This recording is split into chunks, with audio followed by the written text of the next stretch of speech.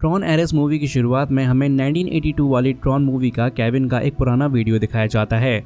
उस वीडियो में केविन कहता है कि गेम की दुनिया बिल्कुल अलग है, वहाँ प्रोग्राम से बहुत ज़बरदस्त चीज़ें बनाई जा सकती हैं और कुछ ही सालों में लोग गेम वर्ल्ड में जाके सब कुछ एक्सपीरियंस कर पाएंगे और फिर कुछ और सालों के बाद गेम वर्ल्ड की चीज़ें हमारी दुनिया में भी लाई जा सकेंगी। फिर पता चलता है कि उस टाइम के आसपास केविन गायब हो गया था। उसने और एड डिलिंगर ने मिलकर 2 गेम्स बनाई थी, ट्रॉन और स्पेस पैरानॉइड्स, लेकिन उन गेम्स को कंपनी के मालिक अलग होने की वजह से अलग कर दिया गया। केविन की कंपनी एनकॉम को अब ईव और उसकी बहन टेस चला रही थी, जो केविन की बेटी थी। केविन का बेटा सैम ने वो कंपनी छोड़ दी थी। ये सब 2010 वाली ट्रॉन लेगेसी मूवी में दिखाया गया था। अब दूसरी तरफ एड की कंपनी का कंट्रोल उसके पोते जूलियन के हाथ में आ गया। जूलियन बहुत ही स्मार्ट था। एनकॉम और डिलिंगर दोनों कंपनीज की टक्कर अब रियल वर्ल्ड में भी बढ़ रही थी। साथ ही एआई का यूज़ करके वो लोग दुनिया को बेहतर बनाना चाहते थे। फिर जूलियन नज़र आता है। उसने अपने कोड से अपनी दुनिया यानी ग्रिड के अंदर एक खास प्रोग्राम बनाया। उस कोड से उसने एक सोल्जर क्रिएट किया और उसका नाम एरिस रखा। जूलियन ने एरिस को हज़ारों दूसरे सोल्जर्स के साथ लड़ने और ट्रेन करने के लिए बनाया ताकि एरिस सबसे बेस्ट बन जाए। अगर एरिस मर भी जाता तो गेम के रूल्स के हिसाब से उसे फिर से जिंदा कर दिया जाता। ये गेम वर्ल्ड में आम बात थी। अब एरिस को उसका डिस्क मिल जाता है, जिससे पता चलता है कि वो डिलिंगर कंपनी से जुड़ा हुआ है। जब एरिस पूरी तरह ट्रेन हो जाता है तो जूलियन उसे कोड के थ्रू बात करने लगता है। जूलियन बताता है कि उसने एरिस को कैसे ट्रेन किया और वो उसकी दुनिया का बॉस है। एरिस जूलियन से वफादारी की कसम खा लेता है। वहीं अलास्का में हमें ईव नजर आती है। वो चुपके से एक खाली जगह पर जाती है जहां बहुत सारे कंप्यूटर्स पड़े होते हैं। ईव देखकर समझती है कि बहुत सारी चीजें उसकी बहन टेस से जुड़ी हैं। टेस यहाँ अपनी कंपनी के कोर्स पर काम करती थी। टेस के मरने के बाद एनकॉम की जिम्मेदारी ईव को मिली। टेस की मौत के बाद अब सारी जिम्मेदारी ईव पर आ जाती है। ईव के साथ उसका असिस्टेंट अजय सिंह भी होता है। ईव अपने पिता केविन के पुराने गेम ड्राइव्स के कोड एक्टिवेट करके चेक करती है। दूसरी तरफ जूलियन अपने शेयर होल्डर से मिलता है और सबको बताता है कि उसने गेम वर्ल्ड से कुछ भी रियल वर्ल्ड में लाने वाली टेक्नोलॉजी ढूंढ ली है। फिर जूलियन अपनी लेजर मशीन्स ऑन करता है और उसकी दुनिया का एक बड़ा सा डिवाइस यहाँ आता है। असल में वो गेम वर्ल्ड की एक फ्यूचरिस्टिक गाड़ी होती है जो एडवांस हथियारों से भरी होती है। साथ में जूलियन एरिस को भी बाहर लाता है। एरिस एक एआई सोल्जर है जो गेम में बना था। एरिस सबको स्कैन करता है और इंसानों को डेटा से पहचान लेता है। जूलियन कहता है कि एरिस बेस्ट सोल्जर है, उसे खाना पीना नहीं चाहिए, वो हर स्टाइल में लड़ सकता है और अगर वो मर भी जाए तो उसे वापस जिंदा किया जा सकता है। वहाँ एरिस को कुछ अजीब लगता है। उसने देखा कि बाहर बारिश हो रही है, जबकि उसकी दुनिया में कभी बारिश नहीं होती ही नहीं, और यही चीज़ आगे मूवी के क्लाइमैक्स में इम्पोर्टेंट होगी। एरिस वहाँ सबसे बात कर रहा होता है। अब इन्वेस्टर्स एरिस को देख के बहुत खुश हो जाते हैं और कहते हैं कि इस प्रोजेक्ट को जल्दी ख़त्म करो ताकि ये एआई सोल्जर्स मिलिट्री में यूज़ किए जा सकें। जूलियन प्रॉमिस करता है कि वो कुछ महीनों में सब कंप्लीट कर देगा। अब थोड़ी देर बाद सब लोग चले जाते हैं। एरिस बाहर खड़ा होता है और जूलियन उसे देख रहा होता है। जूलियन की माँ डैनी यानी कि एड की बेटी भी वहाँ होती है। वो कहती है कि जूलियन ने इन्वेस्टर्स को सब सच नहीं बताया और उसे लगता है कि ये आइडिया इतना अच्छा नहीं है। एरिस डैनी से कहता है, मैम आपसे मिलकर अच्छा लगा, और उसके तुरंत बाद एरिस गायब हो जाता है।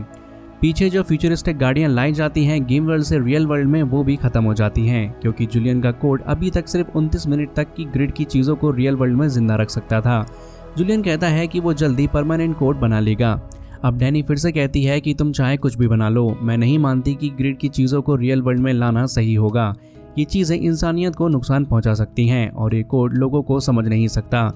तब जूलियन जवाब देता है कि हमें ये तभी पता चलेगा जब हम प्रोग्राम्स को रियल वर्ल्ड में लाएंगे। अब एरिस अपनी दुनिया यानी कि ग्रिड में वापस जिंदा हो जाता है। इधर ईव अपने दादा केविन का पुराना गेम कोड चेक कर रही होती है जो 1982 वाली गेम्स का कोड था। ईव उस कोड की सारी खामियां ठीक कर देती है जैसे 2010 में सैम ने किया था।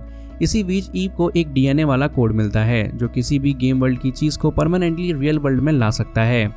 ईव को समझ आ जाता है कि ये बहुत बड़ी डिस्कवरी होगी और वो इसको टेस्ट करना चाहती है। अब ईव बाहर आती है और लेज़र का यूज़ करके ग्रिड से एक पेड़ यानी कि ट्री रियल वर्ल्ड में बना लेती है। अब वो देखना चाहती थी कि क्या ये पेड़ जूलियन की टेक्नोलॉजी की तरह सिर्फ 29 मिनट तक ही रहेगा या फिर हमेशा के लिए ज़िंदा रह सकता है। इस पेड़ पर जो फ्रूट्स थे वो मॉडिफाइड फ्रूट्स थे जो इंसानियत की मदद कर सकते थे और ईव ये सब कुछ गेम वर्ल्ड में ऑलरेडी बना चुकी थी। दूसरी तरफ ग्रिड में एरिस को अथीना नाम की असिस्टेंट और एक टीम दे दी जाती है। एरिस अथीना को बताता है कि रियल दुनिया का एक्सपीरियंस कितना अमेजिंग था। इधर ईव और अजय सिंह नोटिस करते हैं कि पेड़ 29 मिनट से ज़्यादा सर्वाइव कर रहा है, मतलब वो परमानेंट हो गया है और ये सब केविन के बनाए हुए कोड की वजह से हुआ है। दूसरी तरफ जूलियन एनकॉम को हैक करना शुरू कर देता है। डैनी को ये बिल्कुल पसंद नहीं आता, लेकिन जूलियन को लगता है कि ईव भी परमानेंट कोड ढूंढ रही होगी, इसलिए वो उसकी सारी इन्फॉर्मेशन हैक करके पता लगाना चाहता है। फिर हमें एनकॉम का ग्रिड दिखाई देता है जो कि पूरी ब्लू कलर की दुनिया होती है और वहाँ पे एक बड़ा सर्वर रूम होता है। अब एरिस अपनी टीम के साथ कोड की दुनिया चुराने के लिए ग्रिड में घुस जाता है और वहाँ पर उसका सामना होता है एनकॉम के प्रोग्राम से। एरिस की टीम सब गार्ड्स को हरा देती है और मेमोरी रूम में घुस जाती है जहाँ पूरी दुनिया का कोड रखा था। एरिस उस कोड के अंदर जाके ईव की जानकारी हैक करने लगता है। वो ईव का हर वीडियो देखता है और ईव कहीं ना कहीं उसे पसंद भी आने लगती है। धीरे धीरे एरिस को ईव से प्यार हो जाता है। जूलियन भी कोड के थ्रू समझ जाता है कि कुछ तो गड़बड़ हो रही है।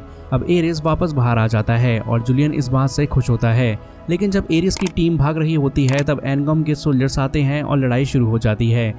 एरिस सबको मार रहा होता है और अपनी टीम को बचाने जाता है जब एक साथी घायल हो जाता है। जूलियन को ये पसंद नहीं आता और वो कोड के जरिए लेज़र अटैक करता है, जिसमें एरिस और उसकी टीम भी ग्रिड के कोड के साथ डिस्ट्रॉय हो जाती है। दूसरी तरफ ईव के साथ सेथ फ्लोरेस गेम के नए अपडेट के बारे में बात कर रहा होता है, लेकिन गेम का सर्वर क्रैश हो जाता है। सेथ फ्लोरेस वहां अकेला रह जाता है।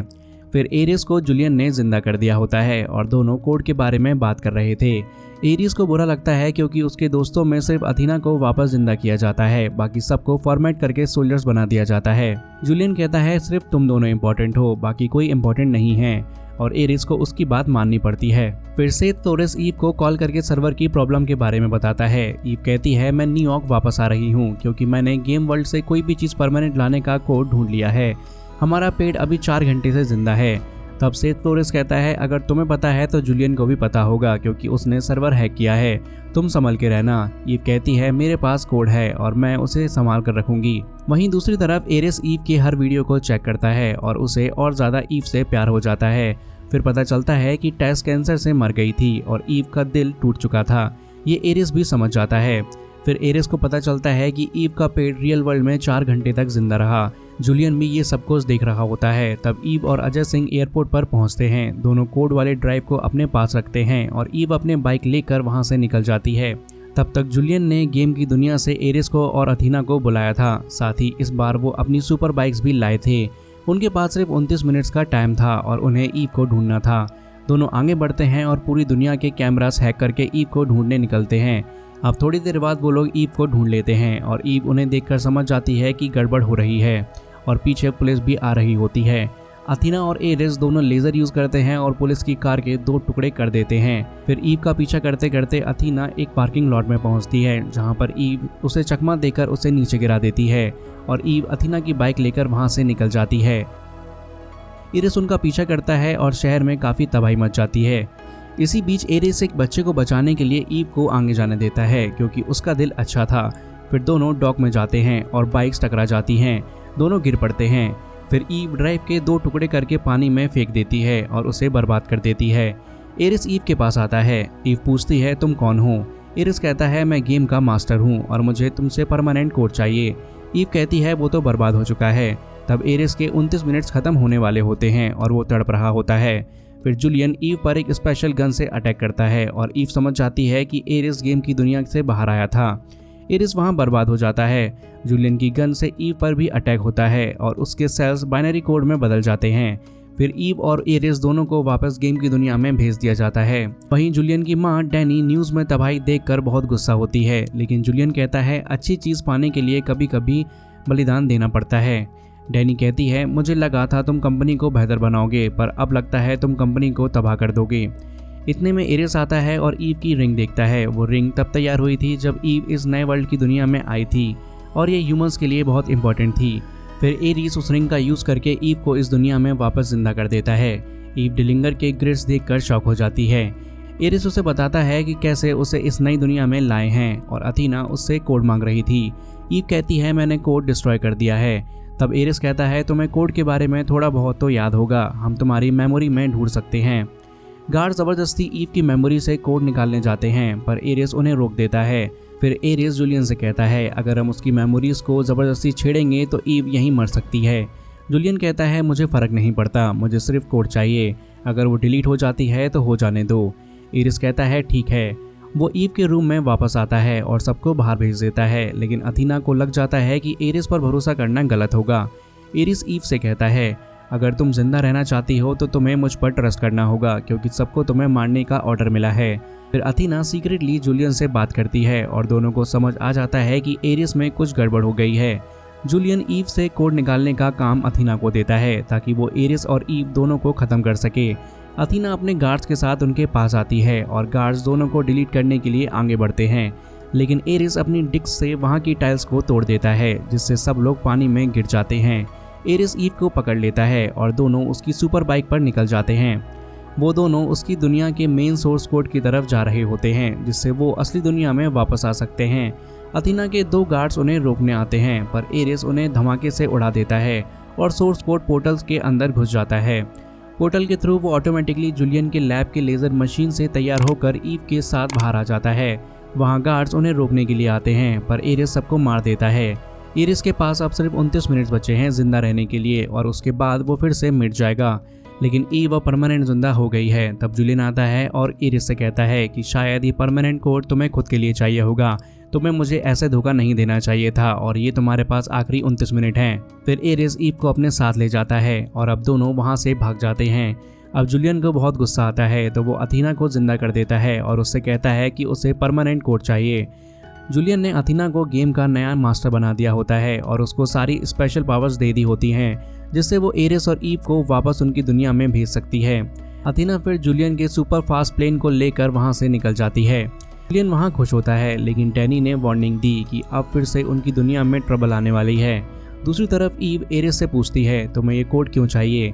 एरिस कहता है अगर ये कोड जूलियन के हाथ लग गया तो प्रॉब्लम हो जाएगी। फिर ईव पास के स्टोर में जाती है और वहाँ पे फ़ोन पे बात करके वो अपने ऑफिस के टीम मेंबर को ऑफिस बुला लेती है। और दूसरी तरफ वहीं एरिस ने एक कार चुरा ली होती है जो कि काफ़ी सुपर फास्ट होती है और जिससे वो जल्दी उसके ऑफिस तक जा सकते हैं, और वो दोनों के दोनों फिर वहाँ से निकल जाते हैं। दोनों तेज़ी से आगे जा रहे थे। एरिस ने ईव के वीडियोस देखे और उन पर बात करना शुरू किया। ईव काफ़ी इम्प्रेस हुई और एरिस को भी पसंद करने लगी। साथ ही वो समझ रही थी कि एरिस जिंदा रहना चाहता है क्योंकि वो उसकी दुनिया का मास्टर था, लेकिन असल में एरिस सिर्फ जूलियन का सर्वेंट था। ईव एरिस से कहती है तुम्हें भी जीने का पूरा हक है। फिर दोनों सेथ के ऑफिस में जाते हैं। वहाँ केविन का भी ऑफिस था जिसमें उनके पुराने गेम्स और कोड्स रखे हुए थे। ईव ने वहाँ केविन का पुराना कोड भी ढूंढा, लेकिन उसने सोचा कि एरिस को गेम के अंदर भेजना चाहिए क्योंकि कोड वहाँ हो सकता है। ईव ने एरिस को कहा कि वो उस दुनिया में जाके कोड ले आए और वापस आ जाए। दोनों एक दूसरे से प्यार करने लगे होते हैं, लेकिन अथीना वहाँ आ जाती है और वो देखती है कि एरिस कुछ ही देर में मरने वाला है। अथीना ईव को भी नुकसान पहुंचा सकती थी, इसलिए एरिस अथीना को रोकने आगे बढ़ता है, लेकिन ईव ने लेज़र मशीन से एरिस को केविन के पुराने गेम के ग्रिड में भेज दिया। अथीना बिल्डिंग के अंदर घुसकर सब कुछ तोड़ना शुरू कर देती है और ईव को ग्रिड में भेजने वाली थी, लेकिन फायर सिस्टम के चलते पानी गिरना शुरू हो गया और अथीना का शरीर बाइनरी कोड का था। अथीना ने पानी की बूंदों को फील किया और इतने में उसके 29 मिनट खत्म हो गए और वो वहीं के वहीं डिस्ट्रॉय हो गई और इस तरह ईव एक बार फिर से बच गई। अब दूसरी तरफ एरिस उस गेम के अंदर उठा और वहाँ उसे एक बाइनरी कोड मिला जो उसकी मदद के लिए भेजा गया था। कोड ने एरिस को उसकी दुनिया की बाइक दे दी। अब एरिस बाइक पर बैठकर कोड के साथ आगे बढ़ गया। तब तक अथीना वापस उसकी दुनिया में चली गई। धरती पर होने वाली बर्बादी के लिए जूलियन को भी दोषी बताया जा रहा था। तब उसने देखा कि उसके लेज़र मशीन्स अपने आप काम कर रहे थे और अथीना वापस आ गई थी। तब जूलियन गुस्सा होकर वहां पर आया और अथीना कहती है कि अभी भी मेरा काम पूरा नहीं हुआ है, और फिर उसने अपनी दुनिया का सबसे बड़ा शिप लेज़र से रेडी करना शुरू किया। जूलियन मना कर रहा था और डैनी को भी ये सब कुछ सही नहीं लगा और डैनी ने जूलियन से कंपनी की कमान वापस लेने की बात की और डिसाइड किया कि अब वो लेज़र को बंद कर देगी।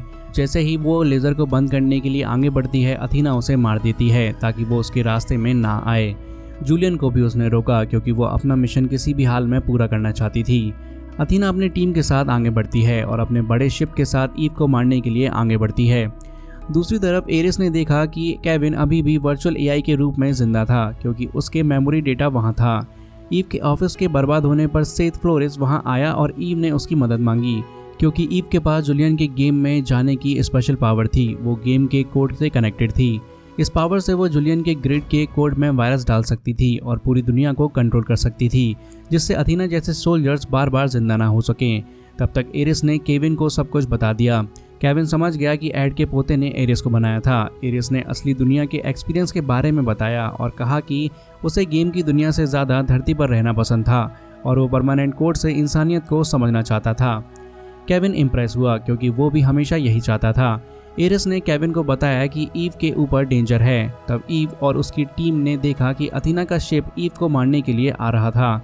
ईव बोली, तुम लोग गन को जल्दी यूज़ करो वरना अथीना मशीन से परमानेंट कोड निकाल लेगी। मैं यहाँ से निकल रही हूँ जिससे तुम लोगों को ज़्यादा वक्त मिलेगा।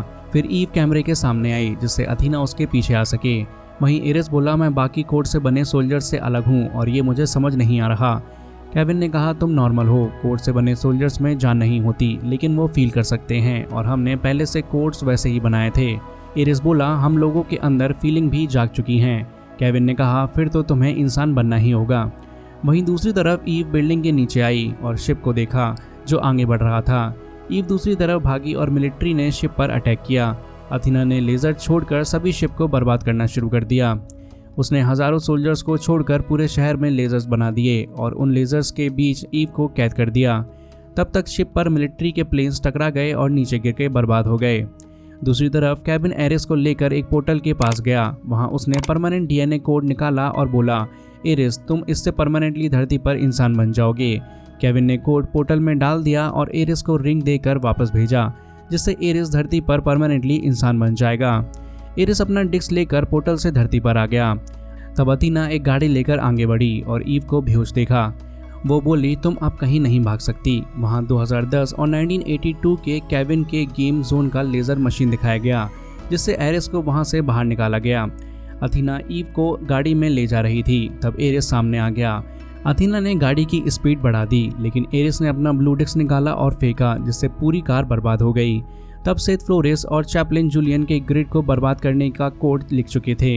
एरिस ने ईव को देखा, वो खुश हुई और एरिस बोला, तुम्हारे पिता ने तुम्हें हेलो बोला है।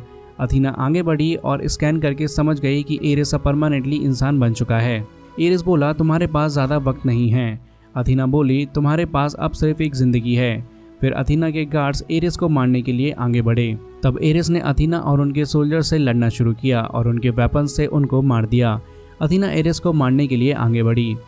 दूसरी तरफ सेथ रोलिंस के वायरस कोड की वजह से जुलियन की दुनिया का सोर्स कोड खत्म हो गया। पावर सोर्स बंद होने लगे और पूरी दुनिया शटडाउन होने लगी। अथीना ने एरिस को गिरा दिया और मारने वाली थी। तब ईव ने एरिस को उसका डिस्क दिया, जिससे एरिस अथीना को रोक पाया और दोनों फिर से लड़ने लगे। फिर एरिस ने अथीना को हरा दिया। उनकी दुनिया खत्म होने पर सारे के सारे लेजर्स नीचे गिर के बर्बाद होने लगे। अथीना को ये सब समझ आ गया और एरिस ने उसके घायल होने पर उसको संभाला। तब अथीना ने पूछा, हम हमेशा के लिए क्यों ख़त्म होते हैं? एरिस बोला, मुझे भी नहीं पता, लेकिन हमें जीने का हक है। अथीना तब अपने सोल्जर्स के साथ ख़त्म हो चुकी थी। वहीं दूसरी तरफ जुलियन को पकड़ने पुलिस आ रही थी।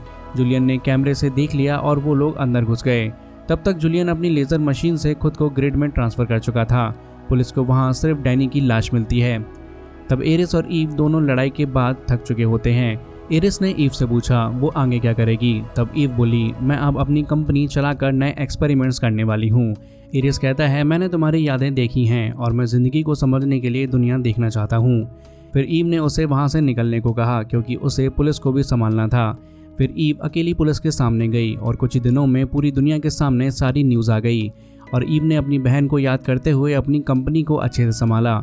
फिर ईव को एरिस का लेटर मिला। एरिस बता रहा था कि वो दूसरे देशों में ट्रैवल कर रहा है और ईव ये सब कुछ जानकर काफ़ी खुश होती है। मूवी के पोस्ट क्रेडिट सीन में जुलियन को दिखाया जाता है जो कि अब अपनी गेम वाली दुनिया में फंसा हुआ था और वो दुनिया बर्बाद हो रही थी। जुलियन को वहाँ पर एक स्पेशल और पावरफुल डिस्क भी मिलती है, जिसे जब वो छूता है तो वो डिस्क जुलियन को पूरी तरीके से बदल देती है, जिससे जुलियन को बहुत ज़्यादा पेन होता है। और इसी ट्विस्ट के साथ ट्रोन एरिस मूवी की कहानी यहीं पर ख़त्म हो जाती है।